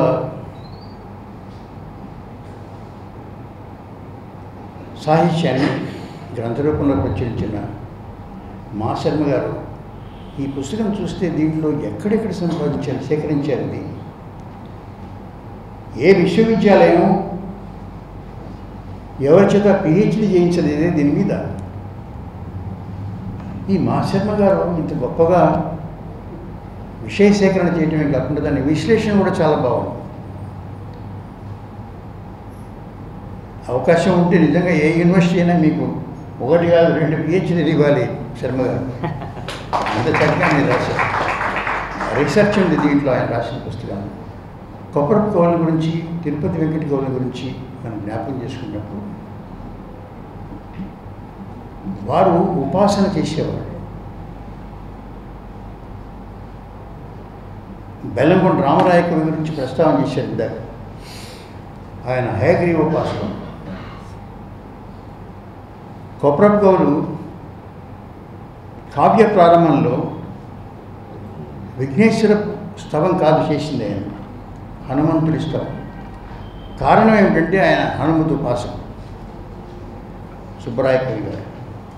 ఇటువంటి కార్యక్రమాన్ని ఏర్పాటు చేసిన మా శర్మ గారికి మా మిత్రులు డాక్టర్ కె రామచంద్రమూర్తి గారు చాలా బిజీగా ఉంటారు. ఆయన దినపత్రిక ఓల్డ్ చాలా ఎడిషన్స్ ఉన్నాయి. ఎలక్ట్రానిక్ మీడియాకి, ప్రింట్ మీడియాకి రెండిట్లోనూ ఆయన సమర్థుడు అనిపించుకున్నారు. ఆయన తన టైం స్పేర్ చేసుకొని ఇటు రావడం చాలా గొప్ప విషయం. ఇంత మంచి కార్యక్రమాన్ని ఏర్పాటు చేసినటువంటి శర్మ గారికి మరొకసారి అభినందనలు తెలియజేస్తూ, పైడా కృష్ణప్రసాద్ గారికి అతిథి ప్రియ ప్రసంగం చేయడానికి ప్రియాతిథి వారిని ఆహ్వానిస్తున్నాం. కృష్ణప్రసాద్ గారి ప్రసంగం. ఇక్కడికి వచ్చేసిన శ్రీ బాలమోహన్ దాస్ గారు, పూటికపల్లి సూర్యారావు గారు, మిగిలినందరికీ నా హృదయపూర్వక నమస్కారాలు తెలియజేసుకుంటూ, సాహిత్యాన్ని అణువణువున జీర్ణించుకున్న మీరు ఇలాంటి పెద్దలందరి ముందు నేను మాట్లాడటం సాహసమే. కానీ నాకు కలిగిన అనుభూతిని 1 నిమిషంలో మీ అందరితో పంచుకుందాం అని చెప్పి ఇక్కడికి వచ్చాను. ఈరోజు ఈ సభలో పాల్గొనటం నాకు పూర్వజన్మ సుకృతంగా భావిస్తూ, ఇక్కడ ప్రస్తావించిన మన తెలుగు కవుల, పాత కవుల పేర్లన్నీ వింటుంటే ఒళ్ళు పులకరించి, 100 సంవత్సరాల కిందట కవులందరి పేర్లు ఈరోజు మనం గుర్తు తెచ్చుకుంటున్నాం.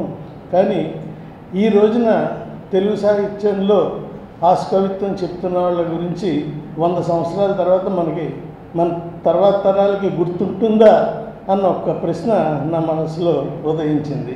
ఎందుకంటే పాత కవులు రాసిన కవిత్వాలు కానీ, వారు ప్రచురించిన గ్రంథాలు కానీ ఈరోజు తెలుగు జాతికి ఒక వరంగా మిగిలాయి. కానీ ఈ రోజున ప్రజెంట్ జనరేషన్ పిల్లలెవ్వరికీ కూడా తెలుగు రాయటం కానీ, తెలుగు చదవటం కానీ రావట్లేదు. నేను మా విద్యా సంస్థలో విద్యార్థులను ఉద్దేశించి చెప్తున్నప్పుడల్లా కూడా నా ఒకటే కోరిక, మీరందరూ తప్పకుండా చెయ్యాలి అని చెప్పేది ఏంటంటే, మీ పిల్లలందరికీ కూడా తెలుగు చదవటం, రాయటం కంపల్సరీగా నేర్పించండి మీరు. అది చేస్తేనే మన తెలుగు తల్లికి మన రుణం తీర్చుకున్నట్టు ఉంటుంది అని చెప్పి చెప్తాను. అలాగే ఇంకొకటి, మన మాతృభాష వస్తే, ఇందాక ఎవరో చెప్పినట్టుగా పెద్దలు, మాతృభాష వస్తే ఏ భాష మీదన్నా సరే మన కమాండ్ వస్తుంది. ఈ రోజున మన మాతృభాషని మనమే మర్చిపోతున్నాం. ఇలాంటి సభల వల్ల తప్పకుండా ముందు తరాలకి ఎంతో ఉపయోగపడుతుందని కోరుతూ, ఈరోజు ఇంత మంచి పుస్తకాన్ని ప్రచురించడానికి మా శర్మ గారు ఎంత కృషి చేశారో ఇంత పెద్ద పుస్తకాన్ని చూసిన తర్వాత అర్థమైంది. ఆయనకి భగవంతుడు ఇంకా ఇలాంటి పుస్తకాలు, కొప్పరపు కవుల్ని మనందరూ కూడా పర్మనెంట్గా గుర్తించేట్టుగా ఇంకా ఇలాంటి పుస్తకాలు ప్రచురించడానికి భగవంతుడి శక్తి, ఆరోగ్యం ఇవ్వాలని చెప్పి మనస్ఫూర్తిగా కోరుకుంటూ సెలవు తీసుకుంటున్నాం. మాస్టర్ సూర్యారావు గారు చెప్పినట్టు శతక పద్యాలు ఇత్యాదులు పాఠ్య ప్రబోధాలుగా, వారి సాహిత్య ప్రభేదాలుగా చాలా వరకు విస్తృతి చెందాల్సిన అవసరం ఉంది. అది జాతి ఖ్యాతికి, వారి కీర్తి తోరణానికి, కీర్తిగానానికి వచ్చిన పదవేమీ లేదు. కాబట్టి ఇది పైడా వారి సంస్థల ద్వారానే ఈ సాహిత్యం విద్యార్థులకి అందడం అన్నది మొదలైతే చాలా అద్భుతంగా ఉంటుంది అన్నది సరస్వతి వాంగ్మయ విశేష వాకుగా భావించవలసిందిగా సభ ఈ వాడికి కర్తాళ స్నానాలతో మంగళాచరణం పలుకుతోంది. శుభం అస్తు. ఇప్పుడు కొప్పరపు కళాపీఠం జాతీయ పురస్కారాన్ని ఈ మధ్య ప్రవేశపెట్టింది. కానీ కొప్పరపు కవుల కళాపీఠానికి జాతీయ పురస్కారం ఎప్పుడో స్థాపించినాడే వచ్చింది. ఎందుకు అంటే విశాఖ వీధుల్లో తిరిగినటువంటి మహాకవి శ్రీశ్రీ మనకి తొలి జాతీయ పురస్కార స్వీకర్త గేయరచనకి సంబంధించి చలనచిత్రాలు. కొప్పరపు కళాపీఠం ఇక్కడ ప్రారంభమైంది. మొదటిసారిగా పురస్కారం మన పీఠానికి వచ్చినది. తర్వాత అద్వితీయంగా దాన్ని సాధించింది వేటూరి సుందరరామూర్తి గారు. ఆ మహానుభావుని కూడా ఈ పీఠం మీదే సత్కరించారు మా శర్మ గారు. రెండోసారి వచ్చింది.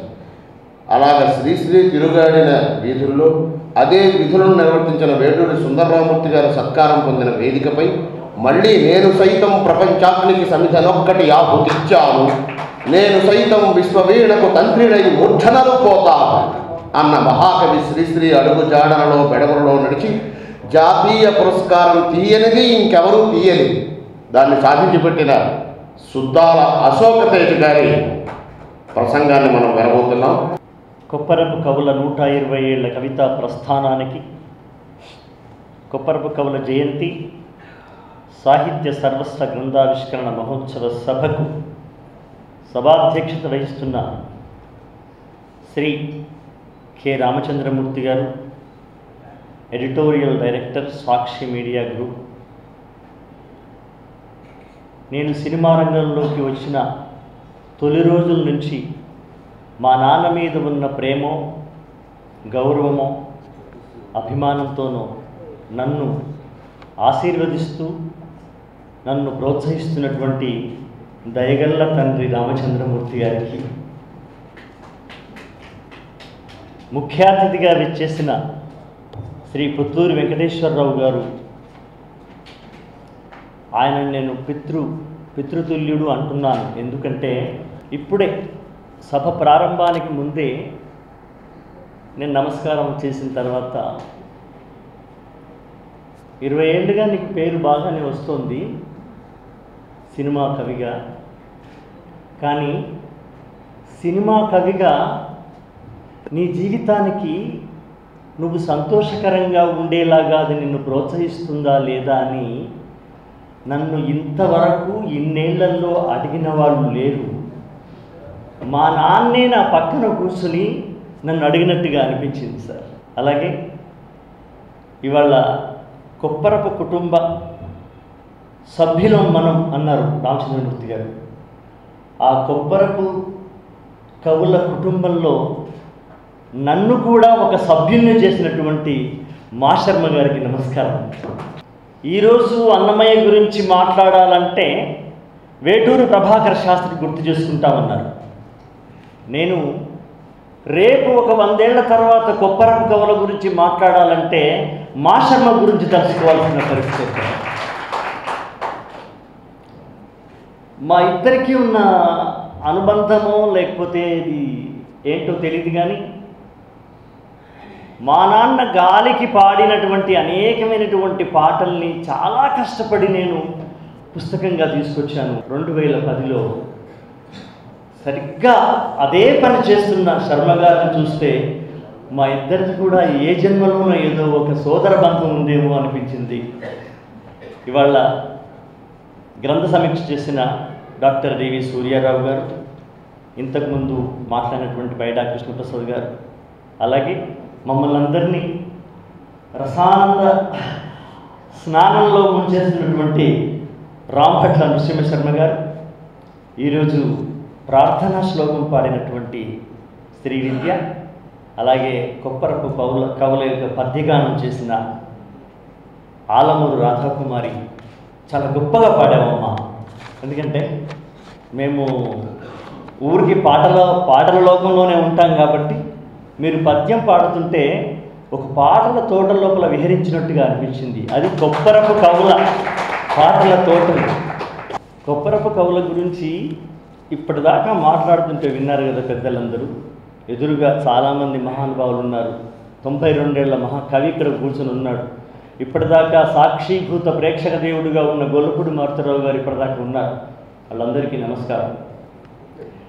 కొప్పరపు కవుల గురించి నన్ను మాట్లాడడం నాకు ఇది ఏదో ఒక చిన్న ఎగ్జామినేషన్ హాల్లోకి నన్ను పంపించినట్టుగా ఉంది సార్. ఆకాశాన్ని పిడికిటిలో పట్టి చూపమంటే చూపగలను, ఆకాశాన్ని పిడికిటిలో పట్టి చూపమంటే చూపగలను, కొప్పరపు మహాకవుల కవితాకాశ పరిధి గొప్పతనం చెప్పమంటే వల్ల కాదు, నా వల్ల కాదు. ఉప్పు సముద్రాన్ని కనురెప్పతో వడపోయమంటే పోయగలను, కొప్పరపు మహాకవుల కవితల కడలి అలల ఔపోషణ పట్టమంటే వల్ల కాదు, నా వల్ల కాదు. తుఫానును ఊపిరితిత్తులలో బిగించమంటే బిగించగలను, కొప్పరపు మహాకవుల వాయువేగం కూడా కాదు, మనోవేగ కవితా ప్రభంజనాన్ని ప్రవచించమంటే నా వల్ల కాదు. కణకణ మండే నిప్పు కణికల కొసనాలుకతో ఎత్తమంటే ఎత్తగలను, కొప్పరపు మహాకవుల కవితా భీష్మాగ్ని శిఖఛటాలను ఎత్తమంటే నా వల్ల కాదు, వల్ల కాదు.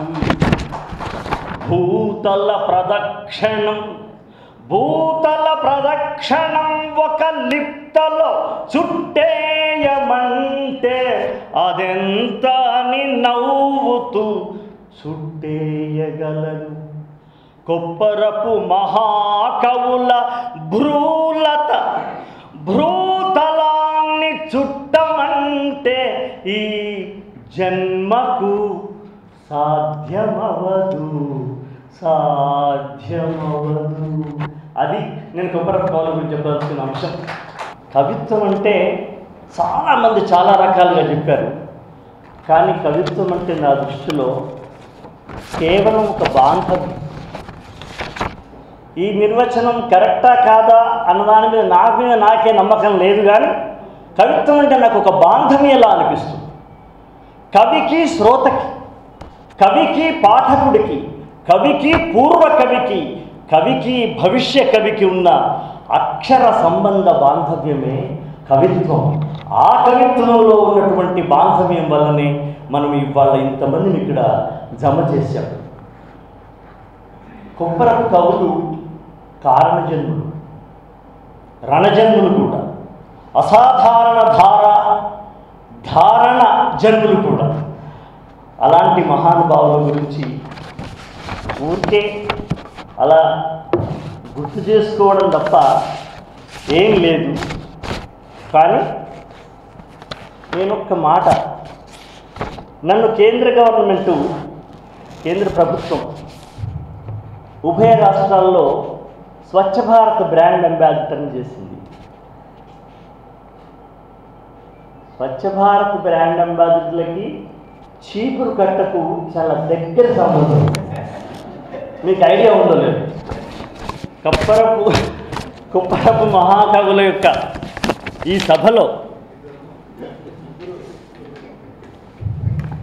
నేను ఈ చీపురు ప్రస్తావన ఎందుకు తీసుకొస్తున్నానంటే, మేము ఎక్కడ సభ చేసినా స్వచ్ఛ భారత్ బ్రాండ్ అంబాసిడర్గా మొట్టమొదలు మాకు ఒక చీపురు కట్టిస్తారు. చీపురు కట్టించి మా ఎదురుగా విలేకరులు, కెమెరామెన్ అందరూ నిలబడతారు. మేము దాని మీద ఏదో చేస్తాము, వాడతాము. ఒకసారి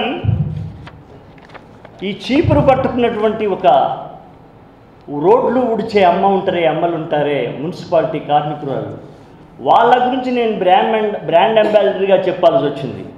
జై జై భారతి, జై స్వచ్ఛ భారతి, నీవే నీవే నిజమైన స్వచ్ఛ భారతి, నీవే కథ కదులుతున్న సంస్కార సబర్మతి అని నేను చెప్పాను. రైతు చేతిలో కదిలే నాగలివలె తోస్తుంది అని నేను రాశాను సార్. ఆ తర్వాత నేను ఇక్కడ ఈ సభలో పాల్గొనాల్సి వచ్చినప్పుడు ఆయన మహానుభావుడు పావులు కొప్పరపు కవులు చీపురు పద్యం గురించి చదివినప్పుడు నేను చాలా అదృష్టమో అనుబంధమో అనిపించింది. మలినంబు బాపి నిర్మలత చూపుట చేసి ఎల్ల గంగాదేవి అనంగవచ్చు. చీపురును గంగాదేవితో పోల్చినాడు ఆ మహానుకవుడు. పాదాభివందనం చేయాలి, పాదాభివందనం. అఖిల ప్రదేశంబులందు దోచుట చేత అలా పరమాత్మయే అనగవచ్చు. నిత్యాభిషేకము నెమ్మిగాంచుట చేస ఎల జలస్థిత లింగమనంగవచ్చు. స్త్రీ కర గ్రహణంబు చెలిమినందుట చేసి అలా పురుషోత్తముడనగవచ్చు. చీపురును పురుషోత్తముడుగా, ఒక గంగాదేవిగా, ఒక పరమాత్ముడుగా నిత్యాభిషేకం జరుపుకున్నటువంటి మహాశివలింగంలా చీపురును పోల్చడం అనేది బహుశా ఇంతకు పూర్వం, వాళ్ళకు పూర్వం ఎవరు చేయకపోవచ్చు, ఇక ముందు కూడా ఎవరు చేయరు కావచ్చు. అటువంటి మహానుభావుల యొక్క దారిలో నడిచే ప్రయత్నం చేయడమే కానీ వాళ్ళ గురించి ఒక బ్రహ్మాండమైనటువంటి మన కృష్ణ గారు పైట కృష్ణ గారు చెప్పినటువంటి ఒక రసపూరితమైనటువంటి ప్రసంగం చేయడానికి నేను రాలేదు. అయితే ఆయన ఒకసారి కొప్పరపు కవులు, ఆయన అంటున్నాను కొప్పరపు కవులు, వాళ్ళు నల్లి మీద ఒక పద్యం రాశారు. నల్లి సార్, డిస్టర్బ్ చేసే నల్లి కదా, ఆ నల్లి అంట డిస్టర్బ్ చేయదంటది. అది పడుకున్నటువంటి భార్యాభర్తలను లేపడానికి మన్మధుడు ఉపయోగించిన బల్లెం. అసలు ప్రపంచంలో ఊహిస్తారు ఎవరైనా అసలు అలా అంటారా అన్నది. మల్లెలును మొల్లలును జల్లినను శయ్యపై నల్లి యొకడుండ సుఖ మెల్లయును పాడం చెల్లరు వచింతురటు తెల్లిదము సేయతగా దల్ల కుసుమాంబకుని బల్లెమది గన వల్లభుడు కాంతముద మల్లుకొన్న సెజ్జబెల్లెగసి నిద్ర తన్వు మెల్ల మరపింపన్ జల్లు మన కుట్టిరతి నుల్లముల దన్వి బలి వల్లెయని వారి నుతులల్లపుడెగంటన్. ఇలా ఒక నెగటివ్ గురించి ఎంత అద్భుతంగా మార్చడం అనేది, ఇలాంటివన్నీ మాలాంటి వాళ్లకు ఒక మార్గసూచికలుగా పనిచేస్తాయి. నేను నేలమ్మ అనేటువంటి పాట రాయాల్సి వచ్చినప్పుడు నేల యొక్క లక్షణాలన్నీ రాస్తూ అందులో భూకంపం గురించి కూడా రాయాల్సి వచ్చింది. భూకంపం అనేది ఒక నెగటివ్ మ్యాటర్. ఆ నెగటివ్ మ్యాటర్ రాయాల్సినప్పుడు తైలాలు పూసింది నైలు నది, నీకు తల స్నానమైంది గంగా నది, గంధమే పూసిందహో పొందుగా హో యాంగు హో, ఖండాలలో రంగు రంగు పూలు, గండు కోయిలలు నైటింగేళ్ళు, కొలువైనదా వెండి కొండ, నీ జాలి గుండెల జెండా. ఇన్ని ఉన్న మనిషి, ఇక్కడ వచ్చింది చిక్కు, ఇన్ని ఉన్న మనిషి కన్నీళ్ళు రక్తాలు కనలేక కంపించిపోతావే నేలమ్మ నేలమ్మ నేలమ్మ నేలమ్మ. భూకంపం వస్తే నష్టం జరుగుతుంది. ఇంత అద్భుతంగా చెప్పిన నేలమ్మను నువ్వు కదిలితే అందరూ చచ్చిపోతారు అనడం నాకు ఇష్టం లేక, ఎలా రాయాలి, అనుకూలంగా ఎలా రాయాలి, ప్రతికూల అంశాన్ని అనుకూలంగా రాయడానికి పూర్వకవులు రాసినటువంటి అనేక పుస్తకాలలో వెతకాల్సి వచ్చింది. శరత్చంద్ర చటోపాధ్యాయ శ్రీకాంత్ నవలలో చీకటి మీద ఒక 2 పేజీల వ్యాఖ్యానం రాస్తాడు. అద్భుతంగా చీకటి ఎంత పాజిటివ్గా రాస్తాడు. అంటే ఇలాంటి మహానుభావులు నెగటివ్ అంశంలో రాసిన దాన్ని ఎలా పాజిటివ్ చేశారో చదువుకుంటే మాలాంటి వాళ్లకు వాళ్ళు వేసిన దారిలో మేము నడుచుకుంటూ అడుగులు వేసే అదృష్టం దొరుకుతుంది. కాబట్టి భూకంపాన్ని నేను ఇన్ని ఉన్న మనిషి కన్నీళ్ళు రక్తాలు కన్నుల కనలేక కంపించిపోతావే నేలమ్మా అని రాసేటువంటి ఆ అవకాశం మాకు దొరికిందంటే వారి యొక్క పదాల చలవ అదృష్టం ఆ యొక్క దీవెనగా నేను భావిస్తున్నాను. సంస్కృతంలో కూడా ప్రాసనియమం లేదు, కానీ ఆ మహానుభావులు ఎంత అద్భుతంగా రాస్తారంటే సంస్కృతంలో కూడా పాళి, హేళి, చోళి ఇలా రాసుకుంటూ వెళ్ళిపోతారు. ఇవి విన్నప్పుడు నాకు ఇట్లాంటివి మా ఇంట్లో ఒక లైబ్రరీ ఉండేది. కొప్పరపు కవుల యొక్క పుస్తకాలు కానీ లేవు, కానీ అలాంటి ఒక గ్రంథాలయం మా ఇంట్లో ఉండేది. మా నాన్న అది పెట్టేవాడు. అవన్నీ చదవడం వల్ల ఇలాంటివి ఏదైనా విన్నప్పుడు అలా మనసులో ఉండిపోయింది. అలా ఉండిపోయినప్పుడే ఒసే రామలమ్మ అనేటువంటి సినిమాలో నేను పాట రాయాల్సి వచ్చినప్పుడు, యక్షగానం రాయాల్సి వచ్చినప్పుడు, ఇంటి ఇంటి జనవే ముద్దులాపు బంతి విధి రాణివే తీరు చేమంతి పువ్వుల తేరు నీ సాటి కన్నెల్లిట లేరు నిన్ను చూడ కోరికల పోరు శోభాంగి తెలుపు నీ పేరు నిన్నుగా నోళ్లకు జోహారు. ఇన్ని రూలు రాయడానికి ఋషిలాంటి కొప్పరపు కవులు ఇలాంటి మహానుభావుల యొక్క చలవలనే ఇట్లాంటి ప్రాసలు వేయాలనే ఒక ఆలోచన. వాళ్ళు సూర్యుడు లాంటి వాళ్ళు వెలుగు దారులు వేసుకుంటూ వెళ్ళారు. మేము ఆ దారుల్లో నడుచుకుంటూ వెళ్ళేటువంటి పిల్లవాడు కనుక ఇలాంటి మహానుభావుల్ని తలుచుకొని ఆనందపడడం, వాళ్ళ స్ఫూర్తిలో పొందడం, ఇలాంటివి గుర్తు చేసుకోవడానికే నేను ఇక్కడికి మా శర్మ గారు పిలిస్తే రావడం జరిగింది తప్ప కొప్పరపు యొక్క మహాకవుల యొక్క వాళ్ళు 3 లక్షల పద్యాలు అసలు ఏంటంటే అసలు అది ఏంటది, అది మనకి కంప్యూటర్ కూడా చేత కాదు సార్. ఈవెన్ కంప్యూటర్లో మనమే 5 లక్షలు కనుక ఫీడ్ చేసినా మళ్ళీ ఒకసారి ఓపెన్ చేస్తే అవి కొప్పరపు కవులంత వేగంగా మాత్రం కంప్యూటర్ మనకు అప్పచెప్పడం సాధ్యం కాదు. ఇలా ఇటువంటి అవి గుర్తు చేసుకునేటువంటి సౌభాగ్యం కలిగించినటువంటి మా శర్మ గారికి, ముఖ్యంగా ఇంతమంది పండితులు మహానుభావులు, ముఖ్యంగా అక్కడ ఇద్దరు అద్భుతమైనటువంటి మహానుభావులు అక్కడ కూర్చొని ఉన్నారు. ఒక సముద్రాలలాగా నేను పిల్లకాలువలాగా వచ్చి ఆ సముద్రాల మధ్యలోంచి ఒక పిల్లకాలువలాగా వెళ్తున్నటువంటి వాడిని. కాబట్టి నా ఈ చిన్న నా అనుభూతిని అభివ్యక్తిని విన్నటువంటి పెద్దలకు నమస్కారం తెలియజేస్తూ, మీకు కూడా నమస్కారం తెలియజేస్తూ సెలవు.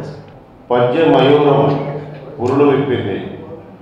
స్వచ్ఛ భారత్ రాయబారిగా ఆయన పాట కాలుష్య పదజాలాన్ని అవతలకు చిమ్మే చీపురులు విప్పింది.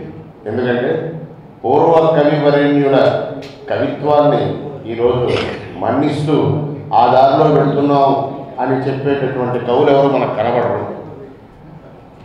ఓ 2 పురస్కారాలు, ఒక 3 బిరుదులు రాగానే ఆదికవి కన్నయ్య కన్నా నేను ముందేమో అనే అనుమానం నిర్మించేవాడు చాలామంది కనబడుతున్నారు. సుద్దాల అసోతేజ్ గారి కీర్తి ప్రభ మనకు తెలియంది కాదు, కానీ దాన్ని అవతల పెట్టి ఆయన చెప్పిన మాటలు ఇప్పుడిప్పుడు కీర్తి పొందుతున్న వర్తిష్ఠ కవులకి, కీర్తి పొందేసాం అనుకున్న వాడికి కూడా వత్సపోతులు అని మనవి చేస్తూ మాటల్ని మనవిగా చేసుకోవాలని భావిస్తూ ఈ కార్యక్రమంలో పాల్గొని సుసంపన్నం చేసిన వేదిక మీద ఉన్న అతిథి ముఖ్యులందరికీ కూడా మా శర్మ గారి చేతుల మీదుగా కొప్పరపు కవుల ప్రసాదంగా ఈ ప్రాసాదంలో వారి జయంత్యుత్సవం సందర్భంగా ఇస్తున్న ఉడుగరగా విందుగా జ్ఞాపికల బహుకరణ.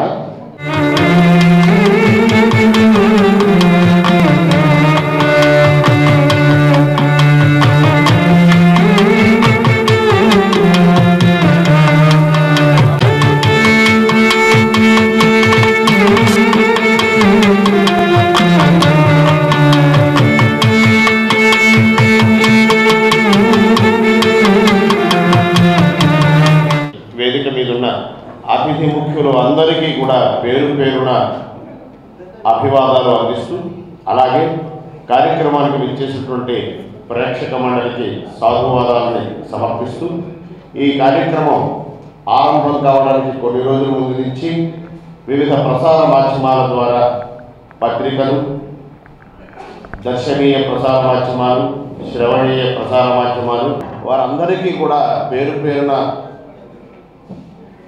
వందన సమర్పణ చేస్తూ, ఈనాడు మనం ఆవిష్కరించుకున్న పుస్తకాన్ని ఇంకా ఏ పత్రిక వారైనా ఏ ముద్రాపకులైనా ఆ పాటి మందంగా అచ్చేసిస్తారు, కానీ ఇంత అందంగా అచ్చేసి ఇవ్వడం అరుదు.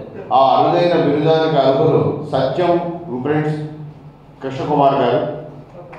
వారిని వేదిక మీదకి వచ్చి అందమైన అక్షరాల బొత్తిలాంటి ఆయనకి శాలువా వంటి చక్కని ముఖ చిత్రం ఉన్న అట్ట లేకపోతే అట్ట ఉండిపోతారు కాబట్టి ఒకసారి ఇట్లా రావాల్సిందిగా లేఖనుల ద్వారా ఈ సత్కారం బొత్తూరి వారు సత్కరిస్తున్నారు. కార్యక్రమానికి సమాప్తి సందర్భ శుభ వాక్యాలని అందించవలసిందిగా మాస్టర్ గారిని కోరుతున్నాం. ఇది కొప్పరపు కవుల జయంతే కాదు, ఇది అవధాన కవి జయంతి. తిరుపతి కవుల కవితా వైజయంతిగా, అవధాన కవితా వైజయంతిగా భావిద్దాము. తిరుపతి కవులు, కొప్పరపు కవులు పెట్టిన పద్య భిక్ష ఈరోజు మనం చదువుకునే పద్యం.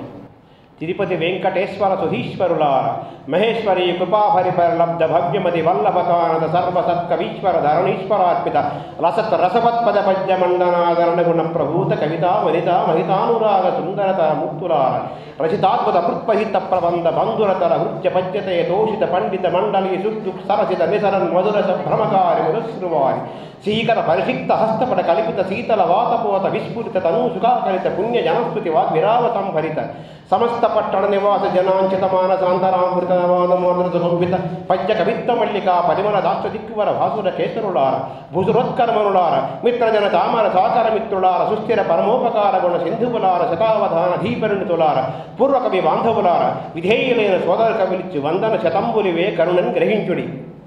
ఇది కొప్పరపు కవులు తిరుపతి వెంకట కవులపై చెప్పిన పద్యము. ఇది కొప్పరపు కవుల ఆసు కవిత ప్రతిభకు, శక్తికి, తోటి కవులపై ఉండే గౌరవానికి, తెలుగు పద్యం యొక్క ఆకర్షణకి ఉదాహరణగా మనవి చేస్తూ నమస్కారం.